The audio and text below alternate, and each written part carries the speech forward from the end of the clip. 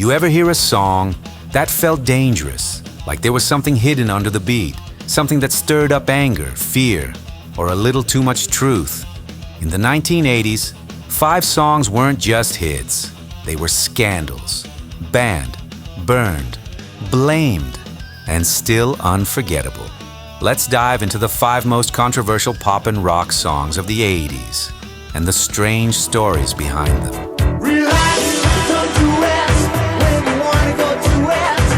Released in late 1983 by the British group Frankie Goes to Hollywood, Relax became notorious as much for its pulsating dance pop sound as for the scandal it triggered. Its lyrics carried sexually explicit connotations and openly celebrated sexual freedom, including homoerotic undertones that were daring for the time. In January 1984, after the band performed on Top of the Pops, the BBC banned the song from its radio and TV platforms for obscenity, especially due to its chorus. Ironically, the censorship only made it more famous.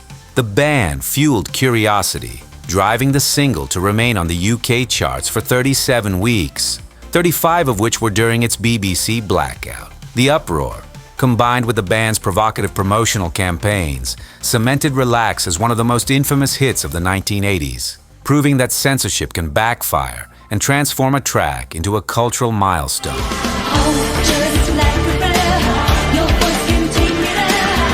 By 1989, Madonna was already known for pushing boundaries, but Like a Prayer marked a new peak in her career-long dance with controversy. The track blended pop rock with gospel, while its music video featured intense religious imagery intertwined with themes of sexuality and racial justice. In the video, Madonna witnesses an assault, seeks refuge in a church, interacts intimately with a black saint, dances in front of burning crosses, and even bears stigmata, imagery that many viewers saw as blasphemous. Religious groups around the world were enraged. The Vatican officially condemned the video, and Pope John Paul II called for a boycott of her Italian shows. Family organizations and Christian leaders protested, accusing Madonna of sacrilege. The controversy spilled into the corporate world. Pepsi, which had launched a major commercial with Madonna using Like a Prayer, faced immense pressure and ultimately canceled the sponsorship deal, although Madonna kept the $5 million paycheck. Despite or because of the outrage, the song became a global hit, topping charts in the US, UK, and beyond. Today, Like a Prayer stands as one of Madonna's most iconic works, embodying the 1980s clash between pop culture and conservative religious values.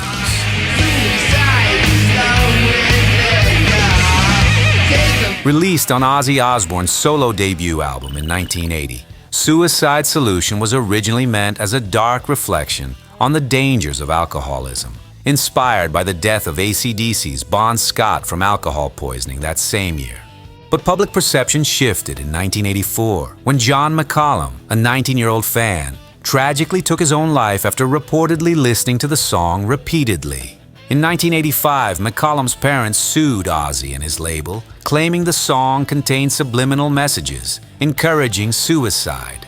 Ozzy vehemently denied the accusation, stating there were no hidden messages and that the song was in fact anti-suicide, a warning about the deadly grip of addiction.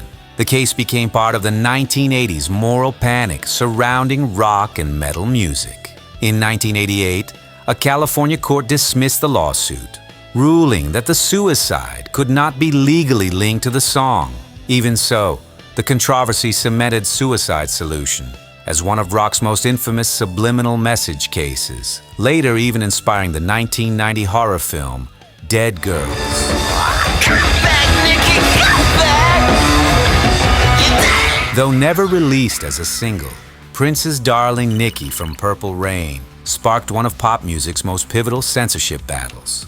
The lyrics describe a sexually explicit encounter and stunned Tipper Gore, wife of then-Senator and future Vice President Al Gore, who accidentally heard the song while her 11-year-old daughter was listening to the album.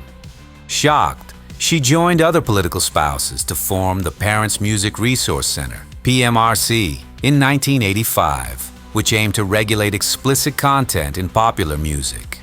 The PMRC created the notorious Filthy 15 list, highlighting songs they deemed offensive. And Darling Nikki led the charge alongside tracks from Madonna and various hard rock bands. The uproar led to Senate hearings on obscenity and music, with artists like Frank Zappa, John Denver, and Dee Snider defending free expression.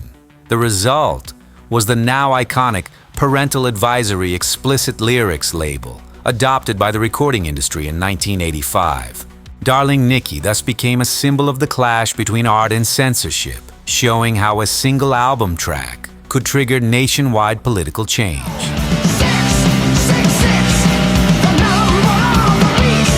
When British heavy metal legends Iron Maiden released The Number of the Beast in 1982, they never expected the firestorm that followed. The title track opens with a dramatic narration from the Book of Revelation. Woe to you, O earth and sea. And repeatedly invokes the infamous number 666, inspired by nightmares and horror films. According to bassist Steve Harris, the song was pure theatrical storytelling. But many religious groups in the US took it literally. During the height of 1980's satanic panic, churches and conservative organizations accused the band of promoting devil worship. The iconic album cover, showing the band's mascot, Eddie, manipulating the devil like a puppet, only fueled the fear. Across the US, records were burned in church parking lots and protests erupted outside Maiden concerts.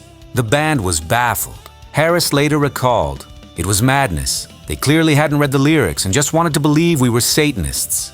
The controversy only fueled the album's success. The Number of the Beast became Iron Maiden's first UK #1 album and a worldwide bestseller, now considered a metal classic.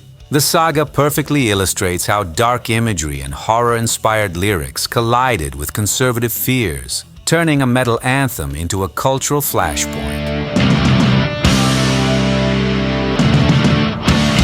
5 songs, 5 storms of controversy, and one unforgettable decade where music didn't just entertain, it challenged, provoked, and sometimes terrified.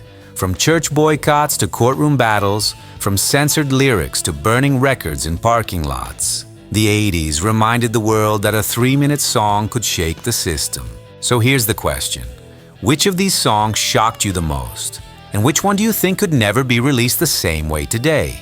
Drop your thoughts in the comments, hit like, share this with your friends who love music history, and subscribe for more stories. See you in the next one.